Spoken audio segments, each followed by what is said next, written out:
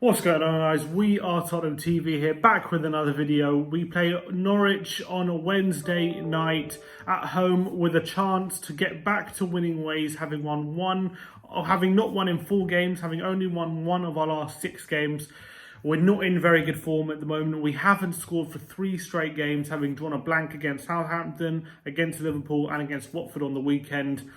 That's the first time we've done it since 2013, since Pochettino even took charge, which means Pochettino, throughout his whole tenure at Spurs, never went 3 league games without a goal, and Jose Mourinho has done that within his first couple months at Spurs. With that sign of things to come, I hope not, but it just shows where the squad is at the moment. Norwich will come into this game also in particularly poor form, having only won one of their last 5 games. However, their win was last on the weekend against Bournemouth in a big relegation battle, getting them the valuable points they need to get them within maybe just not within touching distance just yet of 17th place, but a step in the right direction. And not that too many points off now. I think they're 6 points off 17th. So we know how Norwich like to play. They like to play football. They like to attack. They like to try and win the game. But they showed when we played them a few weeks ago, not too long ago, when we drew 2-2 at Carrow Road, that they're not going to be easy to roll over. Although we dominated big time in the second half, and they didn't have a shot in the second half. They had more goals than shots in the second half. In the first half, they created more than enough opportunities and could have been 2-0 up were it not for a dodgy VAR call. So they're gonna come into this game knowing it's kind of a free hit for them, because they're probably not expecting a win or a draw. They're probably going to expect to be defeated. So they're the sort of team where they're going to go for the win in these type of situations and not try and sit back and go for the draw. That's how they like to play.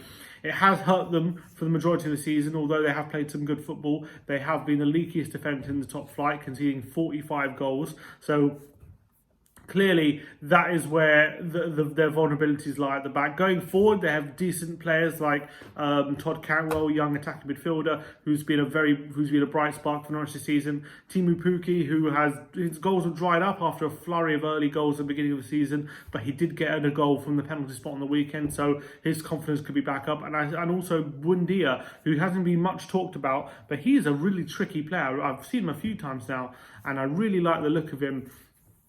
Attacking midfielder with a fantastic dribbling ability, so hard to get the ball off him, and he seems to have a really nice pass as well. So he'll be one to watch out for.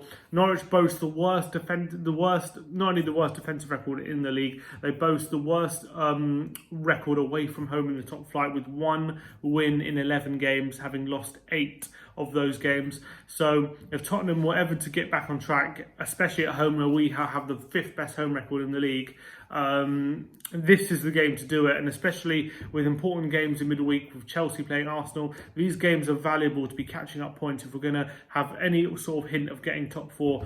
Obviously, we're not going to have brought in a striker by this time. I'm hoping I thought against Watford, we played the ball on the ground a bit more, not looking for long balls into the target man, which obviously we were doing when Harry Kane was on the pitch, but we can't really do that at the moment, and Mourinho likes to have that sort of tactic in his armoury, and taking that away is hurting us. That shows, having not scored in 3 games, but we're still creating chances, and were it not for a 10mm difference, we could have scraped the game at Watford, created more than enough chances at home to Liverpool to at least get 1 goal.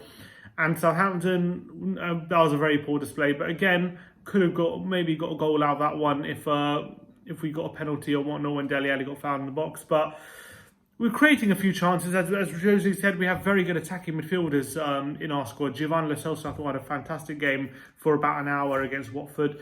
Obviously, Dele Alli has gone off the ball a bit after a purple patch, but we all know what he's capable of.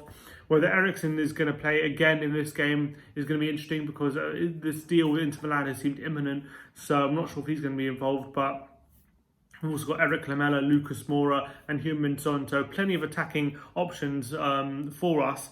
We're just going to work out a way of playing without a target man and without that plan B, because teams just tend to flood the centre now against us, make sure we don't play our football, and then just force us out wide, and we've got no one to swing it into. We've got no striker in the box who's got a presence, really, and it's easy to defend against. So it's going to be a tough game, but hopefully Norwich's open and expansive style of football could play into our hands if they try and go for a win. This could also be an audition for Max Aarons at right back for Norwich, heavily linked with Tottenham this month for around £30 million move at right back.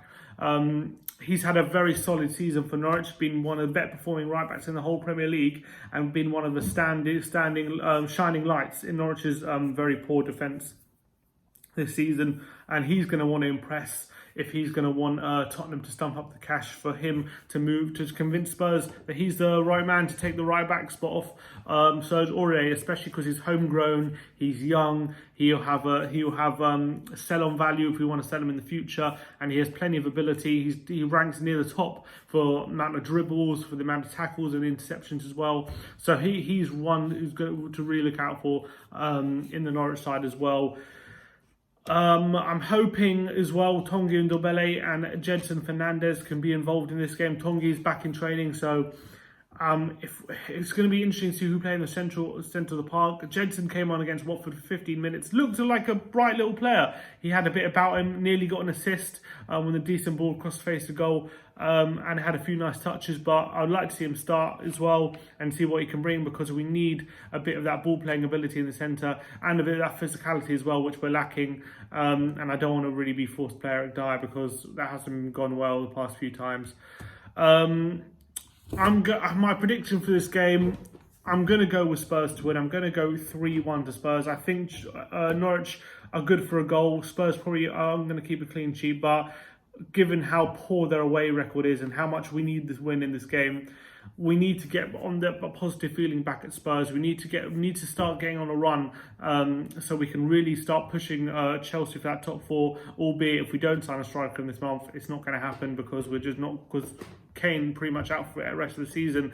It's going to be a real struggle. But having signed Jedson in midfield, that's at least one area of the pitch that we're sort of trying to address. But Mourinho has admitted we're in for a striker, and hopefully we can get that in. But I feel like the way Norwich play could suit the way we're going to want to approach this game. So I'm going to go 3-1 to Spurs. Let us know in the comments below, what do you think the score is going to be? How do you see this playing out? Let us know what you think. Like, subscribe if you like our content, and as always, come on you Spurs.